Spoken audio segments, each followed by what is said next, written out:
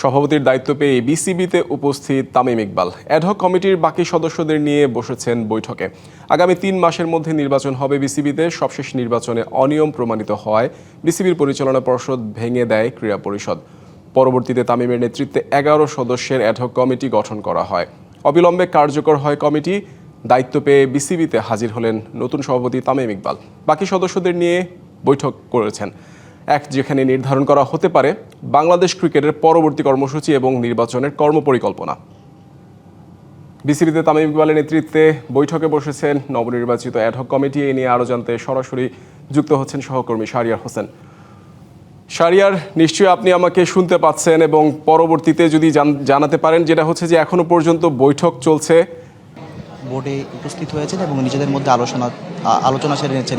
এটাকে আসলে আনুষ্ঠানিক কোনো বোর্ড মিটিং বলা যাবে না, কারণ হচ্ছে একেবারে প্রথম দিন দায়িত্ব পেয়েছেন। দুপুরের পর সন্ধ্যার পর তারা একটি নিজেদের মধ্যে আলোচনা সভা করছেন।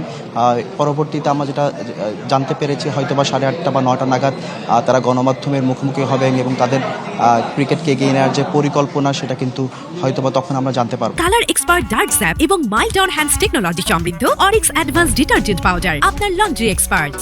আর এর আগে দুপুরে কিন্তু যে এনএসসি গত নির্বাচনের বিভিন্ন বিষয়ের অনিয়মের অভিযোগ তুলে কিন্তু সেই পরিচালনা পর্ষদটি ভেঙে দিয়েছিল, এবং পরিচালনা পর্ষদ যেহেতু ভেঙে দিয়েছে, তো যেই আমিনুল ইসলাম বুলবুল সহ ফারুক আহমেদ, খালেদ মাসুদ পাইলট, যারা কিন্তু ছিলেন এই বিসিবিতে উপস্থিত ছিলেন, তারা কিন্তু খুব তড়িঘড়ি করে বের হয়ে গেছেন। এক প্রকার গণমাধ্যমকে কিন্তু এড়িয়ে বেরোছেন, তারা কোনো মন্তব্য করতে রাজি হননি।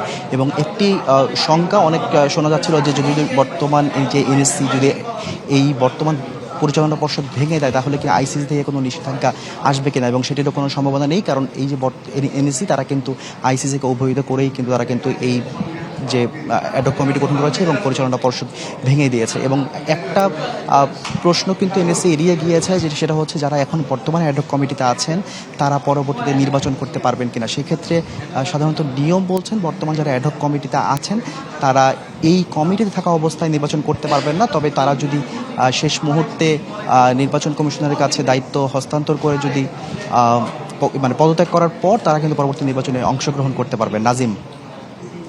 শাহরিয়ার, আপনাকে ধন্যবাদ। আমরা এখন যুক্ত হব নতুন অ্যাডহক কমিটিতে নতুন সদস্য যিনি ফাহিম সিনহা, তার সাথে আমরা যুক্ত হওয়ার চেষ্টা করছি।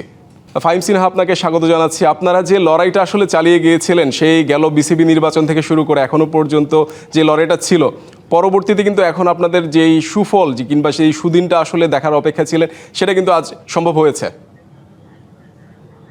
জি, আলহামদুলিল্লাহ। আপনার আমাদের অভিযোগকে সাড়া দিয়ে আপনার এনএসসি থেকে একটা তদন্ত কমিটি করেছিল, আমরা সবাই জানি। তো এখন এনএসসি মনে করেছে আমাদের 11 সদস্যর যে দলটা আছি আমরা একটা ডেইলি অপারেশনটাকে আমরা প্রপারলি দেখভাল করতে পারবো, এবং আমাদের সামনে 90 দিনের মধ্যে ইলেকশন আমরা একটা পরিচালনা করতে পারবো।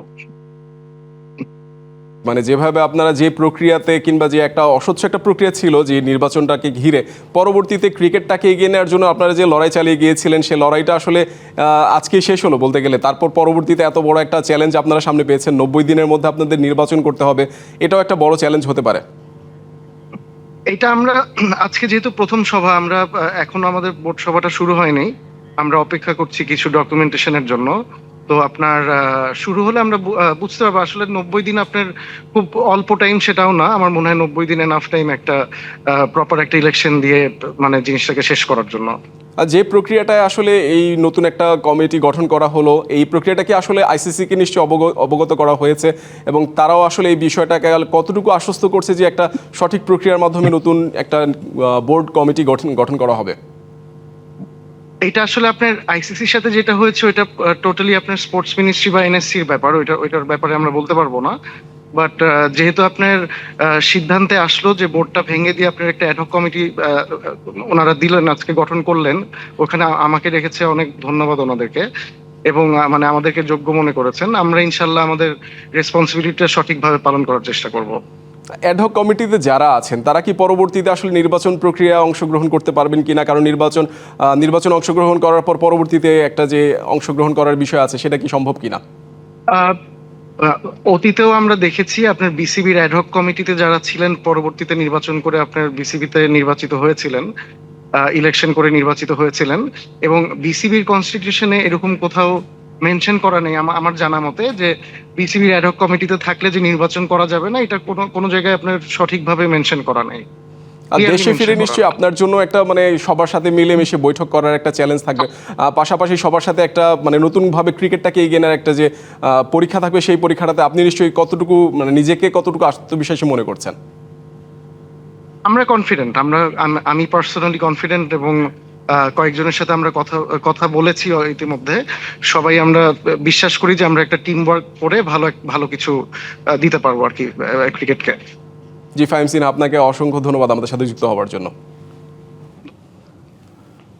বিসিবির নব গঠিত অ্যাডহক কমিটির সদস্য ফাহিম সিনহা যুক্ত হয়েছিলেন আমাদের সাথে।